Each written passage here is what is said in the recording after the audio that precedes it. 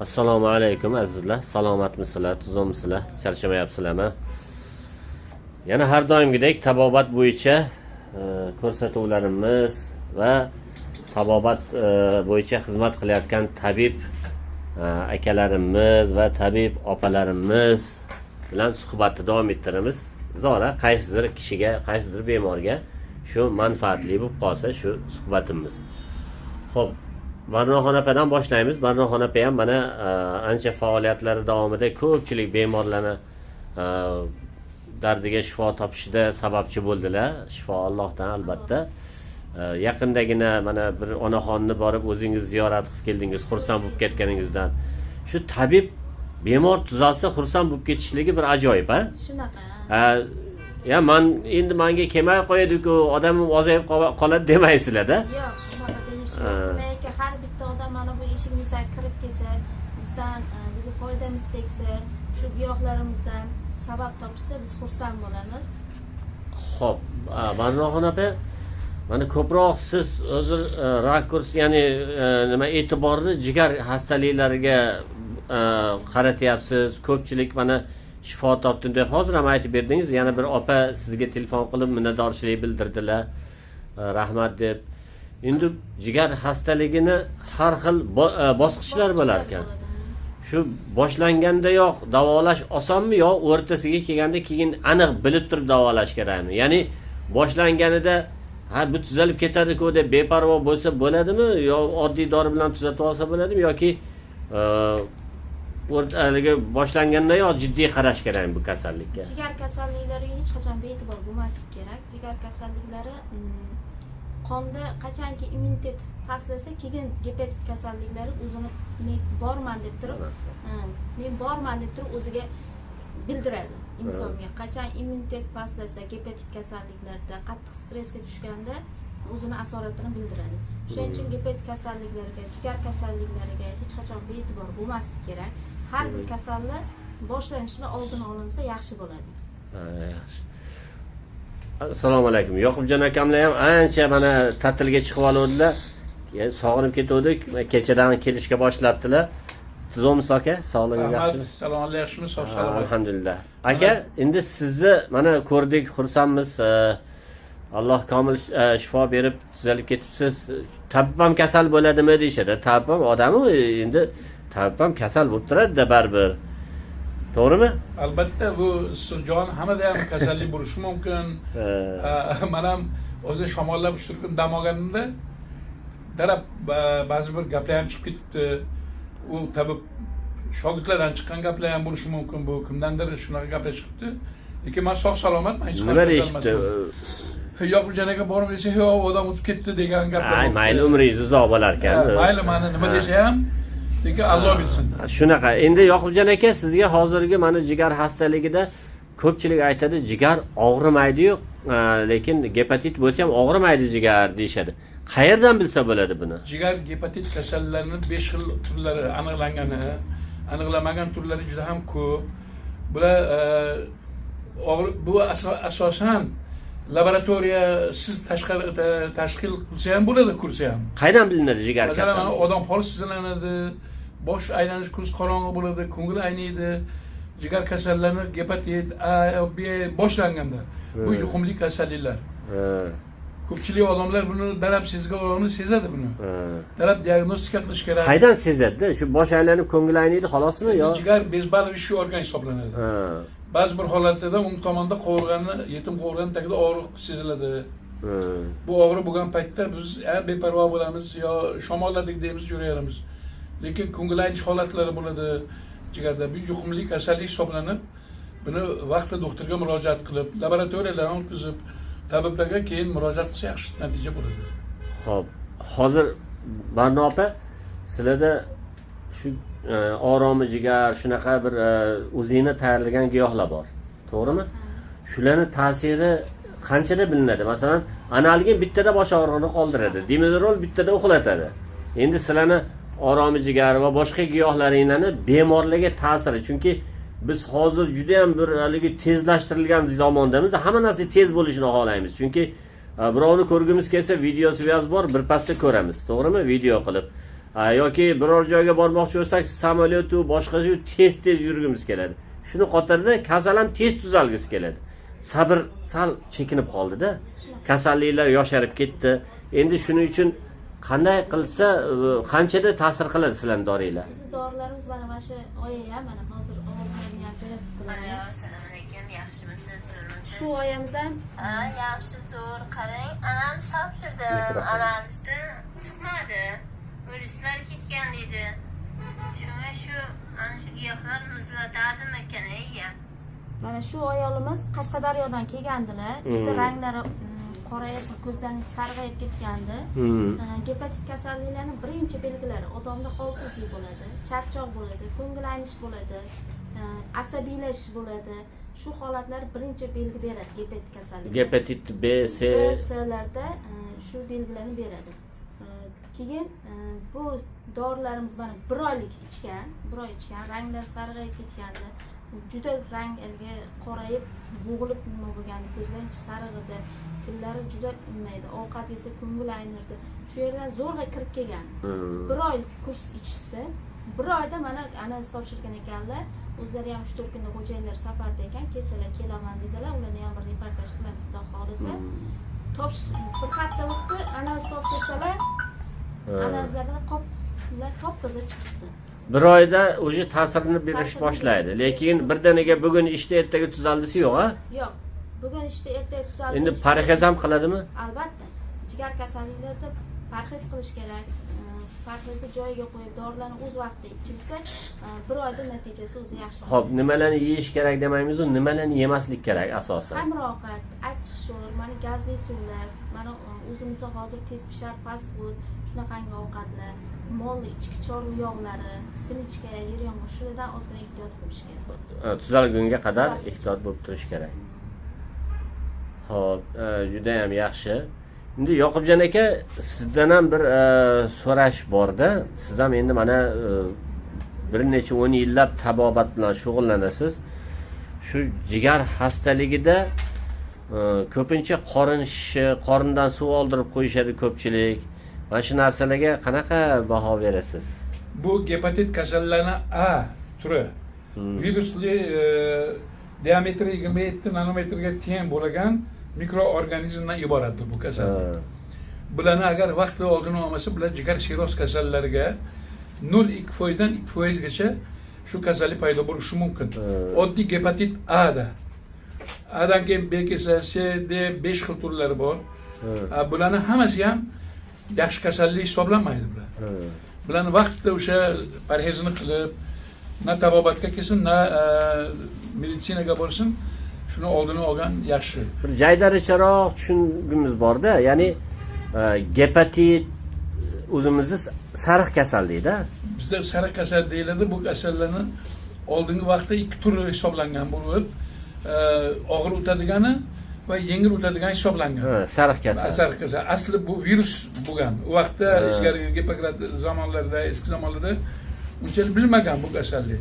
2 xil holatda deb o'ylagan, lekin buni turlari juda ko'p. Shuning uchun biz buni oldini olib, kasalliklar ko'proq bu oqlat orqali kirlanish, ba'zi suvlardan noto'g'ri foydalanish, ba'zi oziq-ovqatlardan ham o'tishi mumkin bo'ladi. Shuning uchun kasal bilan ko'proq kontakt qilganda ham asta-sekin o'tish holatlari bor. Shularni oldini olish kerak. Endi mana rasmda ko'rib turibmiz. Mana o'zingiz Barnoxon opa tushuntirib bering shuni. Mana birinchisi sog'lom jigar, ha buni. Mana bu sog'lom jigar. Hop, keyingisicha. Bu gepatit B'dagi asorati. Gepatit B, ya'ni sirrozga aylanmagan. Sirrozga aylangani shu. Aylanganimi? Aylangani gepatit B'da shunaqangi bo'ladi. Xuddi haligi hayvon so'yib turib suvni go'sht oqizib qo'ysa, sel oqib turib quriydi. Xuddi shunaqangi holat bo'ladi. Mana bu sog'lom jigar, mana bu gepatit C'dagi asorati. Sesi og'irroqmi? C og'irroq bo'ladi. Suv, jigar suvi ichida bo'ladi C'da. Mana qarang, mana jaydorroq tushundingda. Ya'ni gepatit B'da jigar quriydi. Jigar qotadi. Qotadi. Qotish bo'ladi. Gepatit C'da suvi ichida bo'ladi, ishadi. qorin shishlar demak S'da ko'proq bo'ladi. ko'proq Ko'proq. bo'ladi. Gepatit B'da odam ozib ketadi. Ozish bo'ladi, rangi qorayish bo'ladi, bo'g'ilish bo'ladi. Bora oxirgi etapiga kelganda u gepatit B'da ham qorinda ishi bo'ladi, oyoqda ham ishadi. Qorin suv to'playdi. Bu suv Ozish Siroz kasalligi. ko'proq ozish bo'ladi bu gepatit B. Endi qarang, bularni davolashda asosan sizlar qanaqa giyohlarning turidan foydalanasizlar? Fat aktiv deydi. Mana air balotni deydi. Mana shundan foydalanamiz. Bu Qani? virusni qiradigan narsa bo'ladi. Gepatit. Nima deydi nomini doringizni? Air balotni deydi. Air balotni. Bu o'simlik nomi, ha? O'simlik Giyohning nomi. Giyohning nomi. Mana bu yerda virusli gepatitga berozani bargi bo'ladi, kurtagi bo'ladi. Beroza daraxtni bargi, kurtaklari. Kurtaklari bo'ladi, chaga bo'ladi buni tarkibida. Chistatin bo'ladi. Bular qondagi mikrobni o'ldirib beradi. Xo'p, yana Mana bu yerda qo'shus, mana o'sha zarpechak deydi, oddiy o'zimizda zarpechak. Qo'shus deydi. Bu ham gepatit kasalliklariga juda asorati yaxshi. Lekin mana bu yerda gulg'uncha bor. Ko'p odamlar aytishi mumkin, shuncha giyoh qachonchi bo'ladi. Buni etap-etap qilib ichiladi. men ham so'ramoqchi edim hozir. Gepatitman degan odamga hammasini ichish kerakmi yoki gepatit C alohida, gepatit B alohida ichish kerakmi yoki hamma gepatit turgani bu? Gepatit B'ga beriladi, gepatit C'ga qo'shimchasi bor. Bu asosan gepatit B'ga. Ha, mana endi tushunarli bo'ldi. Gepatit C'ga mana buni qo'shib beramiz. Keyin hozir jenshinimiz tugab qoldi. Gepatit C'niki. Gepatit C'niki. Jenshin sirupimiz bor. Shu ham juda yaxshi natija beradi. Kechagina mana o'sha chirchiqdagi oyaga ham berdik. Kechqurun qizlar telefon qilib, oyoqdagi shillar ham qolmadi. Qani o'sha jenshin sirupi? Uni tugab qoldi. Nega juda hozir O'zingizlar tayyorlayapsizlarmi buni? o'zimiz tayyorlaymiz. Keyin ko'p hozir insonlar nima bo'lib qoldi, tarpeda giyohiga ko'p narsa e'tibor qaratishyapti. Shu oyamiz ham shu chirchiqli oya 3 oy ichganlar tarpedani. 3 oy ichganlarda natija bo'lmagan. Avvalo shifo Allohdan, banda sababchi. Mana biz berdik. Boshida 10 kunlik bergandim. Shu oyaga 10 kunlik bergandim. 10 kunda yaxshi natija bo'ldi. Mana hozir 1 oy bo'ldi. Qorindagi, oyoqdagi shig'li qolmadi. Rastropsha ham alohida qadoqlangan. Alohida qadoqlangan. Bu rastropshani tarkibli qilingan. Bunda ham 3 xil giyohlar bor. O'zingizlar qo'shgansizlar. Rastropsha bor, lion bor buni tarkibida, qovunni urug'i ham bor bunda. Yana qovun urug'i ham jigarga foydasi, siydik haydovchida. Asosan siydik haydovchi nimalar bilan, giyohlar bilan bu siydik yo'li bilan chiqib ketar ekanda ko'proq. Siydik yo'l bilan chiqib ketadi. Bu qovunni urug'ini qo'shish tarkibi mochevina chiqib ketib qolmaydi. Hazm faoliyatini yaxshilab beradi. Boshqa insulinni yaxshi nima qiladi. Ko'p siyganda ham mochevinani saqlab qolish darajasiga qarash kerak ekanda. Shunga qarash kerak. Bu tabiiy bo'lganligi uchun foyda yaxshi natija beradi. Men yaqinda Bu chernika sahr kasalliklariga, ko'z kasalliklariga, bosh og'riqlariga, glaukoma hozirgi juda ko'payib ketdi. Oyoq qo'l shishlarga ham, bu ham jigar sirroziga, gepatit kasalliklariga ham juda asorati yaxshi. Buni nima dedingiz? Chernika. Bu nima kasalliklari? Ko'z xiraligi, bosh og'rig'i, ichki og'riqi, asab, glaukoma, qand, sahr, qo'l oyoq shishlariga. Buni ham o'zingiz tayyorlagansizlar. O'zimiz tayyorlayapmiz. Chernika. Bu tarkibi nimadan iborat? O'zimiz Rossiyadan keladigan chernikamiz bor, mevasi. Shundan tayyorlaymiz. Shunga giyohlardan qo'shib tayyorlaysizlar. Zanjabil qo'shganmiz, jenshin qo'shganmiz bunga ham. Bu masalan mana shu idishdagisi bir kishiga necha oyga yetadi? Oyga yetmaydi, 20 kunga yetadi. Bir choy qo'shib. Xo'p, endi kasal o'rtacha tuzalishi uchun bir oy ichish kerak. 2-3 ta ichadi. Xafa olmaysiz. Haligi narxini so'rasam ham bo'ladimi? 200 ming so'm shu. Azizlar, ba'zida narxiga e'tirozlar bo'ladi. Tabiblaringiz haligi ko'plari ko'p narsani juda qimmat berishyapti, u bo'ldi, bu bo'ldi deb kelganda ochiq-oydin gaplashib olib, bularning maslahatlari masalan bu narsalarni o'zingizlar ham haqiqatda tersanglar bo'ladi, lekin buni qanday quritishlik, bozordagi oddiy sotilayotgan giyohni quritilish qoidasi bilan tabiblarni quritib tayyorlash qoidasi bir xil bo'lmasa kerak. Shunaqa. Chunki qopga solib olib kelib sochish boshqa, lekin buni salqinda quritish yoki buni changlardan tozalash oldin, Quyosh nuri tushmaydigan joyda. quyosh nuri tushmaydigan joyda quritiladigani bor, oftobda quritiladigani bor. joy bo'lishi kerak, hovuch havo Cherdak bo'lishi qilganman. kerak. Cherdak. Masalan, ko'rsatishim mumkin. Cherdak qilganman. Cherdak tagida havo aylanib turadigan maxsus o'zini nimalari bor. Shuning uchun azizlar, Endi men ham yana qo'shimcha qilmoqchiman. Har bitta kelgan gepatitmi, sariq kasalmi, jigar sirozmi avvalambor parhezga amal qilish shart. Bizda bitta qoida bor, men ilgari ham ko'p gapiraman. Dorini olib boradi, 10 kun, 8 kun, 5 kun ichib dori ta'sir qilmadi degan gaplar ham bo'lgan. boya men bejiz savol bermadim. Qanchada xalos bo'lishi mumkin odam? Maksimum 1 oy dedingiz, a? Chunki mana haqiqatda olib ketishadi, keyin e'tirozlarni menga telefon qilib aytishadi. Ba'zida mayli biz e'tirozlarni qabul qilaveramiz. Bergan dorilar ta'sir qilmadi yoki bergan dorilari qimmat ekan.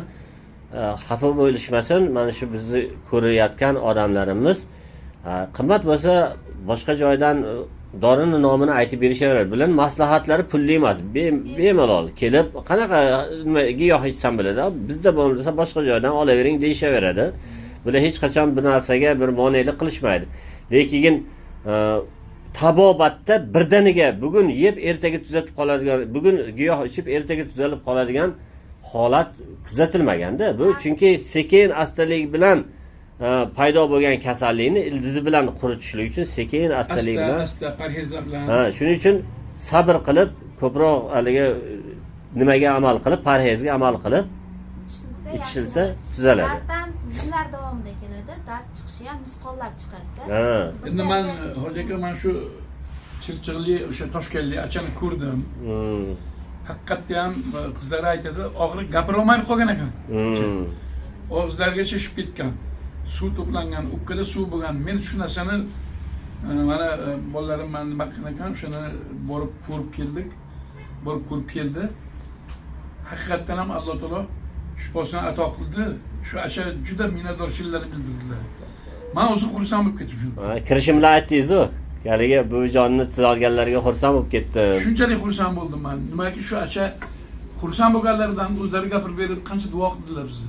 Albatta. Mana hozir bizda bepushtlikka, hozir yoshlar o'rtasida juda befarzandlik ko'payib ketdi. Mana prostataga, bepushtlikka bu juda yaxshi natija beryapti. Farzandsizlikka, masalan 15 yil farzandsiz bo'lganlar ham mana shunday farzandli bo'lishdi.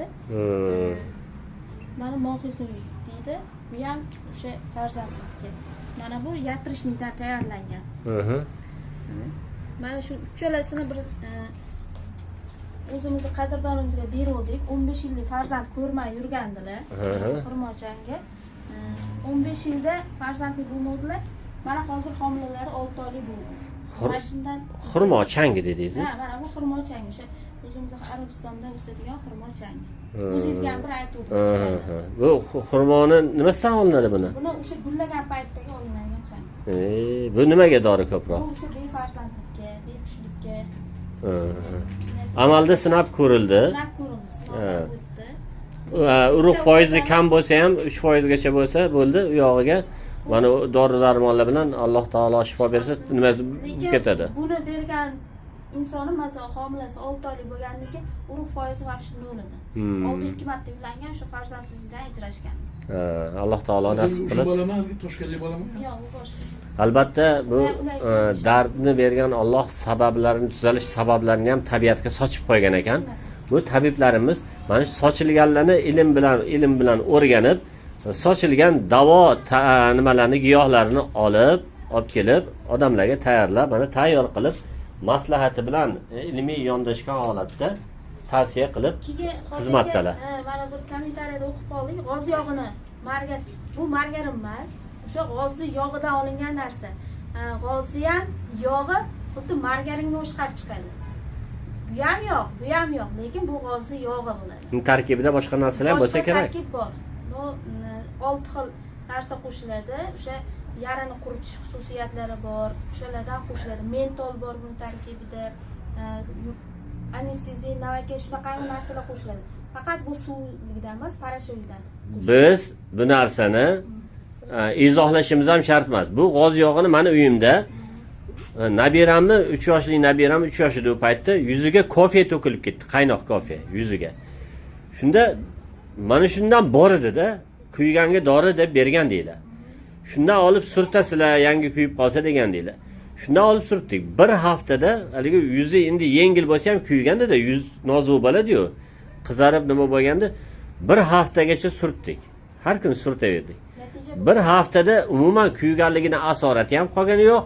Surtgan zohatimiz og'riqlari ham qoldi. Shuning uchun men ko'pchilikka tavsiya beraman. Haligi aptechka bo'ladi-yu, uyda, mashinalarda bittadan solib qo'yinglar, baraka topqirlar. Har qanday yaraga, yo masalan kesilganga, terini tez bitishiga juda ham foydasi katta. Mana shu aka ham bitta narsa o'ziga, u sizni qo'shningiz bo'lar ekanlar. Mana Taxli Somon bozorida o'tirar ekan, qo'shningiz bo'lar ekanlar. Sahrlari bor ekan, siz yaxshi tanir ekanlar. O'zim kelib nima qilaman dedilar, hoji aka chiqsalar dedilar. Sahrlari bo'lgan, toshma toshib ketgan. Qo'shniga borganlar, mana qangi nima qilganlarda shiltirab ketgan. Biz o'zimiz dori berdik. Hozir mana shu yaradan qo'llarda ham bor. Yaradan asar qolgani yo'q. Nima deydi buni yaraning nomini? Buni suxilcha, bu temiratgani bir mishiqdan yuqqan. Temiratgani bir turi. Yuqadigan. Yuquvchi kasallik. Buni ayollarda ham bo'lgan ekan. Plakatda jurnaldan olgansizlar deyman. Mahallamdagi olinmagan, bu tabiiy o'sha nima? Mahallamdagi yigit tuzaldi deng, shundan. Quruq temiratda bu.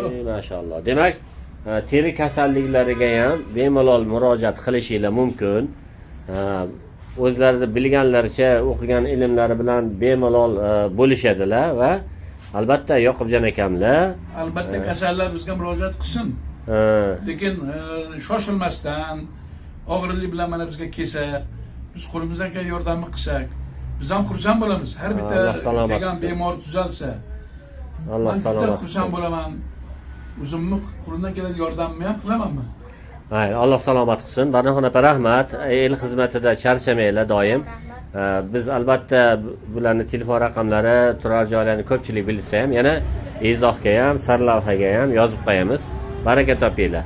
Kasal bo'lmanglar avvalambor va tabobatdan doimo manfaatli bo'lib turgan odamlar bor. So'rab, surishtirib bilib, keyin kelaverasizlar. Salomat bo'linglar. Rahmat.